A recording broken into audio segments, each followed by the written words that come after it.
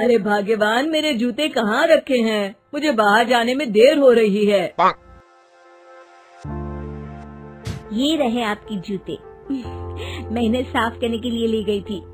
अरे वाह, तुम कितनी समझदार हो। मेरे बिना कुछ कहे ही सारे काम कर देती हो।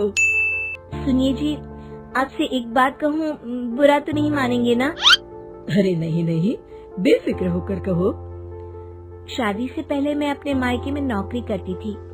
मैं चाहती हूँ कि अब मैं फिर से नौकरी करना शुरू कर दूँ।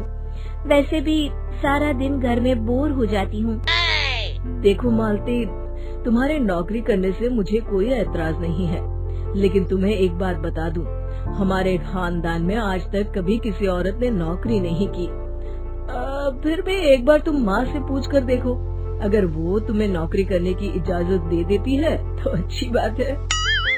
रमेश वहाँ से चला जाता है। फिर उसी शाम मालती अपनी सास के पैर दबा रही होती है। तभी उसकी सास मालती से कहती है, अरे क्या बात है बहू, आज तो ठीक तरह से मेरे पैर नहीं दबा रही। किसी ख्याल में खोई पड़ी है क्या? मैं भी तो जानूं आखिर बात क्या है। दरअसल वो माँ जी। अरे हाँ हाँ बोलो, इतना सोच क्यों रही हो? माँ जी, अगर आप बुरा न माने तो मैं नौकरी करना चाहती हूँ। घर के काम करने के बाद मेरे पास काफी वक्त बच जाता है। अरे बहू, तेरी तबीयत तो ठीक है ना? आज ये कैसी बहकी बातें कर रही है? भला हमारे खानदान में आज तक कभी किसी औरत ने नौकरी की है जो तू नौकरी करने की बात कर रही है, हैं? अरे बहू, तू क्या रिश्तेदारी में हमारी नाक कटाना चाहती है? जितना जल्दी हो सके अपने दिमाग से नौकरी का भूत उतार दे। और अब जा, जल्दी से रसोई में जा, खाना बनाने का वक्त हो रहा है। मालती मन मार कर खाना पकाने के लिए रसोई घर में चली जाती है। अगले दिन। नमस्ते माँ जी, कैसी हैं आप? अरे आओ आओ दिवाकर बेटा, बैठो, मैं तुम्हारे लिए चाय मंगाती हूँ। बहू, जरा एक कप चाय तो लेती आना।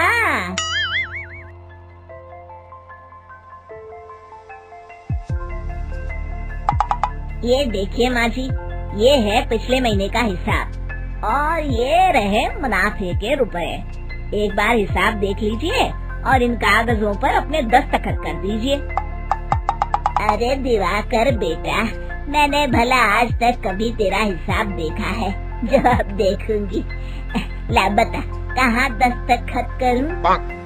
तभी मालती चाय लेकर वहाँ आ जाती है और अपनी सास को बिना कागजातों को पढ़े इस तरह लापरवाही से दस्तखत करते हुए देखकर हैरान रह जाती है। अच्छा माँ जी, अब मैं चलता हूँ, फैक्ट्री में बहुत काम है। फिर दिवाकर वहाँ से चला जाता है। कुछ दिनों बाद मालती बाजार में कुछ सामान खरीद रही होती है। तभी एक बूढ़ा आदमी उसे आवाज देता है, अरे मालती बेटी, कैसी हो? मुझे पहचाना? मैं तुम्हारी कंपनी में मुनीम का काम करता हूँ। हाँ चाचा जी, मैं आपको बिल्कुल पहचानती हूँ।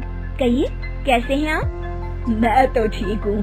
कंपनी में कुछ भी ठीक नहीं चल रहा, यहाँ तक कि हमें ठीक वक्त पर तनख्वाह भी नहीं मिलती। ये आप क्या कह रहे हैं? अब क्या बताऊँ, आप लोग तो कभी हिसाब किताब देखने दफ्तर आते नहीं। मेरी मानो तो एक बार आप लोग दफ्तर आकर सारा हिसाब किताब देख लो, आपको असलियत पता चल जाएगी। अच्छा बेटी, अब मैं चलता हूँ, देर हो रही है। फिर वो बूढ़ा वहाँ से चला जाता है।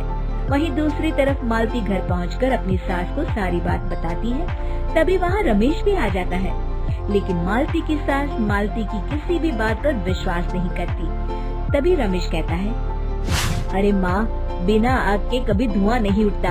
जब मालती इतना कह रही है तो हमें एक बार दफ्तर चलकर देख लेना चाहिए। वैसे भी हम लोग काफी दिन से अपने दफ्तर नहीं गए हैं। इस तरह किसी एक आदमी के भरोसे काम छोड़ना मुझे भी ठीक नहीं लगता।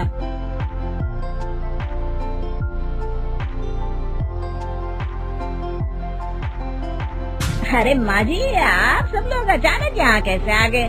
अगर कुछ काम था तो मुझे एक फोन कर दिया होता, मैं आपके घर आ जाता। तभी मालती की सास कहती है, अरे दिवाकर बेटा, आज मैं हिसाब देखने दफ्तर आई हूँ, जरा मुझे पिछले 6 महीनों का हिसाब दिखाना तो बेटा। दिवाकर घबराते हुए हिसाब की फाइल मालती की सास को देता है। मालती की सास फाइल लेकर मालती को देती है और कहती है, ले बहू, देख ले हिसाब। माँ जी, मुनीम चाचा बिल्कुल सही कह रहे थे। हमारी कंपनी में पिछले 6 महीनों में जितना मुनाफा हुआ है, हमें उसका आधा पैसा भी नहीं मिला।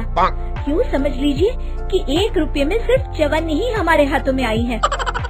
मालती की बातें सुनकर मालती की सास गुस्से से दिवाकर को पूछती है, क्यों दिवाकर, मेरी बहू जो कह रही है वो सच है?